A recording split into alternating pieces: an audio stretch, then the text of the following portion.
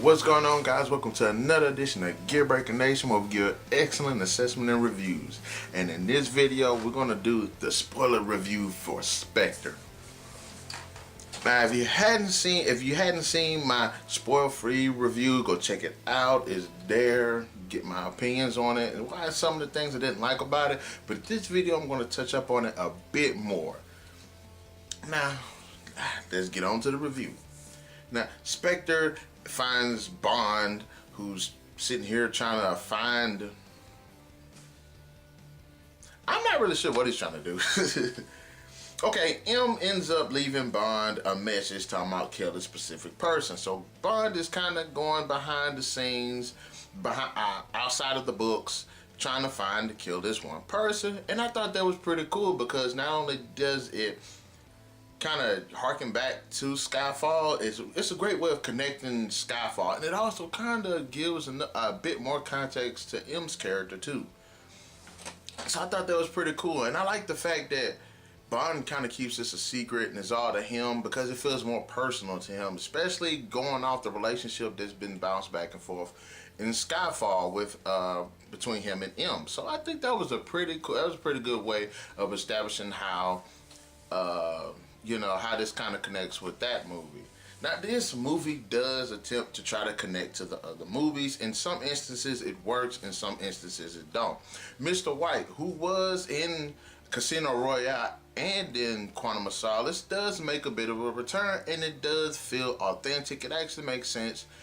He's a part of this organization. Of course, he's a part of Quantum, but in this movie, he's kind of being hunted by Spectre, which actually owns Quantum. So he's hiding out, and then Bond ends up confronting him and finds out he's dying, and ends up promising to protect his daughter, who is Miss Swan. This is the chick that Bond. This is like the Bond girl of the film, and I think that's a good way of establishing her character as well as bringing back Mr. White's character. So it was pretty. I like how they set that up. So those are like two instances that actually kind of connect to the original films.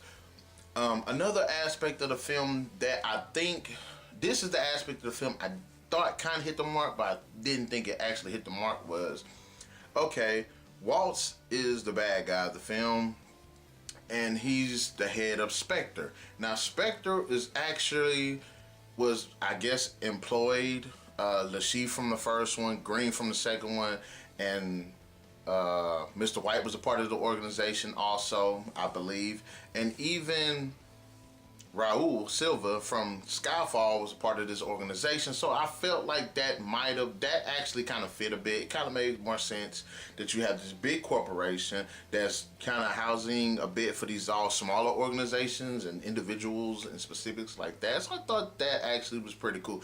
There's one scene where Bond ends up sneaking it to this Spectre meeting. This has a very grand and mysterious feel to it, especially when they introduce Waltz's character, who's like hid in shadow like the whole time. You got all of these different officials and rich folks and stuff like that, and criminals around. That was pretty cool. I liked that setup of it, and I liked the way they introduced it. You see it in the trailer. It was pretty intense sequence, and a lot has to do with the fact that it isn't really music playing. It's mainly dialogue and then silence, and then the silence builds this incredible suspenseful moment for the reveal of Waltz's character. So I thought that was done pretty well. I liked that. One thing I didn't like about how they was trying to connect the films is the entire time the bad guy is just drumming it into Bond's head that he's the reason why his life's been miserable. He's the reason why all of these bad guys keep showing up, I guess. He's the reason why he keeps losing people in his life. And I didn't really, now that's the part I didn't really buy. He kept saying he was responsible for Vesper Liz's death from Casino Royale. He keeps making it apparent that he was the one that orchestrated M's death, and I'm like, that one I probably could have. Nah. See, in the movie, he keeps claiming responsibility for people that Bond keeps losing. Okay, Lashif And Green, nah, they were just pretty much bad guys. Okay, Raul Silver, I maybe can understand a bit because he used to be an agent like Bond, and he had that bond with M. So this Bond, so you know what I'm saying? It's a whole lot of Bonds going around. So I kind of understood that. Maybe if he like that, okay, him, I understood. Vesper didn't. He didn't kill Vesper. That's the one thing. That's why I kept trying to figure it out. It's like he kept saying he was responsible for these people's deaths, but he wasn't. Vesper killed herself. M got shot by a random henchman, and then Silver Bond killed him. So it's like, why do you keep saying you're responsible for these people's deaths? And like, it was one part in the movie. It was a part in the movie that I didn't like. It was a part where Bond ends up getting captured, and I think that was a perfect opportunity. It was actually wasted. I think it was a perfect opportunity for the other characters in the series to step up. There was one part where everybody's, you got M, the new M, him, Bond, Moneypenny, Q, that other guy. They're all coming together and they're like, okay, we're going to do this mission, you know. We're going to bring down this government who we find out works for Spectre. So we're gonna go there and go bring it down. You know what I'm saying? The one guy we're gonna go arrest him and just bring down this whole thing. That's the reason why they wanted MI6 out the way, and they want to use this global spy network. Okay, cool. Now Bond ends up getting captured. But the thing I didn't like about that was Bond got out of it. And I was like, nah, they really shouldn't have done that. The best possible way they could have made a very emotionally impactful and action-packed climax for that scene was actually have M, Q, Moneypenny, that other guy, and even Swan's character go rescue him. Because in every other film, Bond's doing the rescuing. That would have been a pretty cool way of actually establishing the respect and friendship and companionship and camaraderie that all of these characters had. And it even would have contributed more to the romance between Bond and Swan. So I think that was a pretty wasted opportunity. But enough of that. Okay, so Bond ends up finding out that he has to deal with Walter's character again while he's walking down memory lane. I didn't understand that part. And then you got Moneypenny and the other guys are going to this corporation to bring it down, of course. I didn't like, aside for the point I just made about them going to go rescue him and then all of them coming together to take down the bad guy, that would have been an awesome climax. It would have been badass. But they didn't do that. So okay. What they could have done with this part, it was kind of boring. Not only because it was boring because of, like, how should I say this? Bond is confronting this guy, is confronting Waltz. Okay, fine. I understood that part. That was pretty good. I didn't like the whole, they're trying to harken back to all these people that died in the past. Like, I didn't like that part. Like, I didn't like that. It was kind of weird. It was out of place, it felt like. It could have been a better way of it being done. But they had Moneypenny and this other group and M in this building to confront this guy. But I was like, why didn't they just have like a big shootout? Like, if this is the most sophisticated technology spy network in the world, why was it like there was like no security? There was no scene of them trying to get into this highly sophisticated and well-guarded building. Like, it would have been badass to actually see these characters struggle to get up to this guy and then confront him and then arrest him. Like, that would have been badass. But instead, you really don't get that. In fact, you don't get that. All you get is the bad guy, C walks into his office, finds M and Q there. And it's like, wow, that was a wasted opportunity because nobody really gets a good opportunity in the series besides Bond. The only other opportunity somebody gets in this film is pretty much Moneypenny and Skyfall. And she shot Bond. So, I kind of, that's one thing I think that was a missed opportunity because it would have showed that the other characters, it would have gave other characters their moment. And then this supposedly, from the way the movie ended, might be might have been Daniel Craig's last performance as Bond, because it seemed like Bond actually left MI6. It would have actually kind of made it seem like these characters, Bond left this over to these characters so they can take over. You know what I'm saying? It would have gave these characters their chance. So that was a missed opportunity, and I didn't like the fact that Swan got popped into the whole damsel in distress bit like 2 or 3 times, especially at the end. I didn't like that. I thought that was a wasted opportunity. Another thing that I wish they would have did better is the action sequences. I wish they would have bit more intense.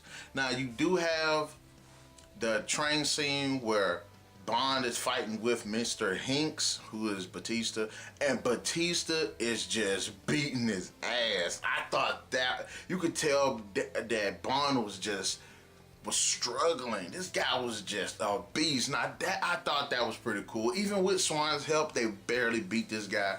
But Batista was like, if there is a role set for Batista, it probably would be a bodyguard role, because he actually fit that character. He is, next to probably Sylvia, I have to say, he is probably as memorable a character as Le Chiffre is. You know, he was actually one of the best characters in the series, especially as a bad guy. He didn't even say nothing, but I think it's the fact that he has such a presence about his character. I think it's because of the fact he didn't say anything, that his actions showed that he was a complete badass, that it made him stand out more. So I really like that. There's a sequence where Bond has just been discovered as Spectre. Bond manages to escape, and I thought that escape was like just too fast. It wasn't like he was struggling to get out. All it was he jumped out of a window, got in the car, and left. And I was like, it should have been more to that. You had this top secret organization that nobody has ever heard of, and he's manipulating things behind the scenes and controlling, and all these events that they're in, these catastrophes that they're orchestrating, and then Bond just jumps out the window and jumps into a car and escapes. Like, I didn't like that. I did like the fact that, again, Batista's character managed to stick with him, but I didn't like that whole chase sequence because it was just a chase. There was nothing intense about it. There was one part where Batista and Bond got neck and neck for a second, for like a few seconds, and it wasn't like Batista's character pulled out a gun and tried to shoot him. It was like they were just like, it was like watching Fast and the Furious. In fact, that scene at the end, in fact, it was more like the scene from Too Fast, Too Furious where Tyrese Gibson and Paul Walker's characters were driving cars like this. That's what it was like. It was nothing intense about it. That was a missed opportunity. It should have been a really badass gunfight. Imagine a gunfight from the beginning of Quantum of Solace, like that. It would have been pretty cool with a bit of like some Fast and the Furious stunts and stuff like that. That was another missed opportunity to showcase how badass both of these characters were. You know what I mean? So there was that. There's another part where Bond ends up getting caught, and Ernst Blofeld. Now, if you don't know, Ernst Blofeld is the villain from Diamonds Are Forever, I believe. And this is kind of like a bit of a more origin story, which introduces that character into into the Bond universe. So there is that. I like the kind of origin story for it, though. Now, in this, Bond and Blofeld had a relationship in the past. After Bond's parents were killed in the avalanche, I believe, Bond went to stay with Blofeld's family, which was just him and his father. His father raised him as if it was his own, and that's where the relationship comes. Now, the movie fails miserably in giving any exposition as to what actually happens during the transition. But you end up finding out that I guess Blofeld felt some type of way about it and then killed his father. So that's his path to the dark side. There really isn't any exposition on how in the hell he established himself, what kind of training he had, why he bears such a grudge against Bond, and how is he so like the part where he found out Bond was in Spectre. It's like the movie doesn't give any exposition. That's the one thing I felt made a weak point for Blofeld's character. I did not really too much care.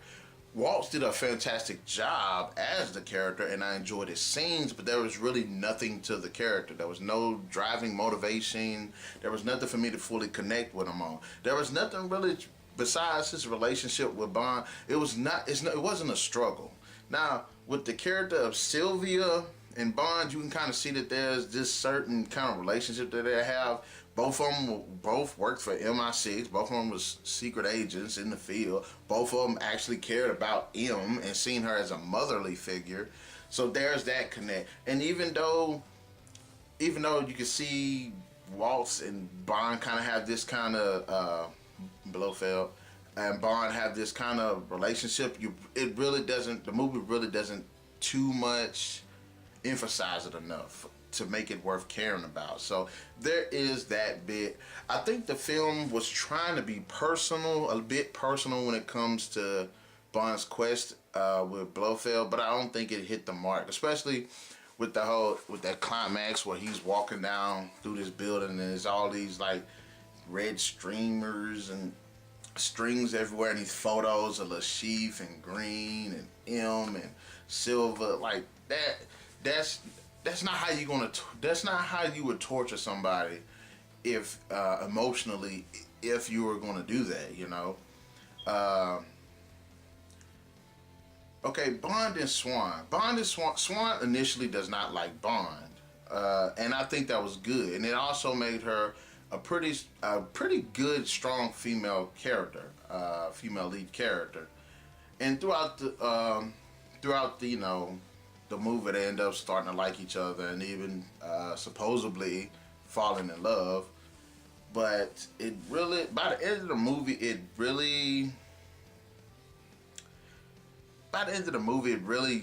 shouldn't be. By the end of the movie, it should have been like I love you stage. It should have been like, okay, I see a potential future with this person, so that's what I'm going to go with. It was pretty much felt like I love you by the end of the movie. Not saying that they said that, but I did like their relationship and how gradually through their adventures, did they start to like each other. I even like the motivating factor between both of them and how it connected them along this journey that they took. So I thought that was pretty cool. I did like her character. I think she was a bit underused, especially as I said before in the climax, because she did hit the first damsel in distress. I was okay with. The second one, not so much, because it felt like she's already established herself as a strong female character. So they should have really capitalized on it. But it was pretty cool because she knew how to shoot. She knew how to handle herself. I thought that was pretty badass. That gave her points and made her stand out. I think she was a pretty likable character and maybe not as memorable as Vesper Lynn. And maybe like by the end of Casino Royale, you can see Bond and Vesper, and you can see them actually being in love, but not it's like if they got like maybe a 4 out of 5 on the love counter, then Swan and Bond would have got maybe a 3 out of a 5. The movie wasn't able to fully establish it, and I think it's because during the movie, it's 2 storylines going on. One storyline is Bond is hunting Blofeld, and he's trying to get revenge for M. He's trying to discover more about himself on his personal journey. And then on the other side, there's M trying to keep MI6 from being disbanded by C, who's trying to establish this whole global spy network thing. And I think that would have worked better if they would have focused more on the Spectre aspect of it, because when you're watching the movie, it doesn't feel like Bond is against Spectre. It feels like Bond is against Blofeld and Blofeld is against Bond. And it's not like Blofeld is using Spectre's resources to hunt Bond, and it's not like Bond is going out of his way to sabotage Spectre. It's like Bond goes to Blofeld. Blofeld goes straight to Bond. Never is it fully established that Spectre is the enemy. It's not like, Bond is like, okay, I'm going to destroy the organization Spectre. You know what I'm saying? So I think that's what messes this movie up. I wish they would have incorporated more Spectre elements into it. I wouldn't even mind it if this movie was like 3 hours long, just to incorporate and give the exposition that it needed. And it feels like this is Daniel Craig's send off as Bond, and he was a fucking fantastic Bond. Me personally, I feel like Daniel Craig was to Bond as Christian Bale was to Batman. Like, those two have fully established those two characters, and this was a pretty good. It was supposed to feel like a send off, but it didn't quite hit the mark the way I wanted to. There's one part where Swan and Bond first meet, and Bond's telling her, "Hey, Spectre's coming after you. You know what I mean? I'm here to protect you." She says, "Get out," and while conversing with Q, she gets kidnapped. Now, that whole plane sequence was pretty cool. I would give it that. Because Bond is chasing this caravan, pretty much, through the mountains, end up with a freaking airplane. Like, that part was pretty cool. Me, personally, I would have liked to have seen him do, like, one of the a snowmobile chase, or use skis or something, or a snowboard or something. I would have liked it to have him having more of a physical aspect to the pursuit rather than the plane. The plane, as I said, was pretty cool. I'm not going to take away from that. The effects, especially the practical effects when it came to the plane, was pretty cool. It was really well shot and well done. So kudos to them for that. I really enjoyed that part. But I wish it would have been just more like him snowboarding or something like that. I think that would have came off a bit better. I like fact, even when this scene was going on, Q was being pursued by agents of Spectre, and it gave Q his moment to be kind of like that in the field. I thought that was pretty cool too. He got away, but it gave him his moment, because he's always kind of this character that's kind of in the background. That's one, like I said, I wish they would have gave more of these characters their moment in this film. It would have made it explosive. It would have made them they would have made a statement. Bond knew he would have left MI6 in the good hands. And as much as he knows the character knows in the movie, I don't feel like that you know what I'm saying, after watching it. It feels like, okay, Bond is the reason all these bad guys getting taken out, not MI6. So there is that right there. I have to say, though, it was alright movie. The intro. The last thing I want to sit here and talk about is the intro.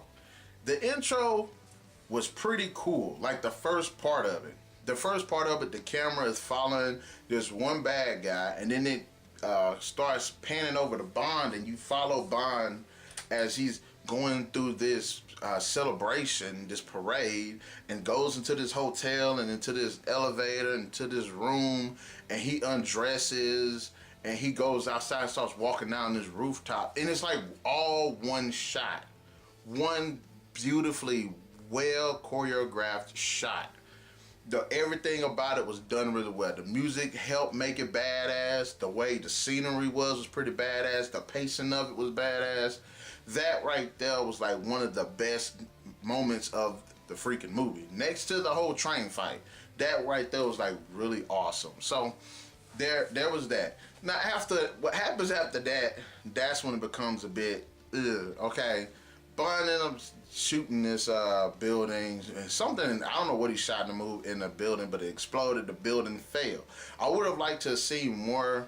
I mean, the building falls onto the building he's on, and he gets out the way, and then it's like, before he can fully get out the way, it like caves in on him, but he grabs the ledge, and then he ends up sliding down the ledge into a couch. I kind of would have liked to see more.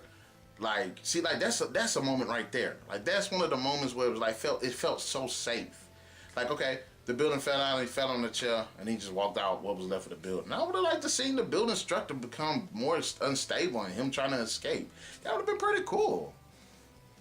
And then he ends up pursuing the bad guy, that one guy, and then they get into this helicopter in the middle of a crowd, and they fight in midair, which I thought was done pretty well. It wasn't CGI, it was actually practical, so I thought that was pretty cool, but it was like uneventful. It's like it was like fist fighting, and Bond kept doing this thing where he was punching the pilot, but I was like, you're hitting the pilot of this helicopter way up in the air? So it's like that might not be a good idea. Take care of the guy in the guy in the white the white suit. Didn't worry about him. He's actually punching the guy, and he even threw the helicopter pilot out. I was like, wow, that's kind of a dick move. So I was like, golly. And I just want to hit on one more example of how Bond just like breezes through this movie without no freaking problems. It was one part where Blofeld caught him, not caught him per se, or you might well say they got caught, and he was torturing Bond. I thought that was pretty cool. I thought that was pretty cool. Then they managed to escape. It was not like these two, like they was in this top secret security type place, and I was like, okay, pretty cool. It actually makes sense. Pretty badass. Okay, fine. And they escaped in a pretty creative way, and then they're shooting the bad guys, and they're just Bond is mowing these bad guys down. It was one part where it felt like I was watching Sniper Elite, cause he was hitting dudes like 500 yards away with this assault rifle, and I was like, huh, what? And then he like blew up one section, he blew up these tanks, and then he sniped all these guys from like 500 feet away, or like a half a mile away, or whatever it was.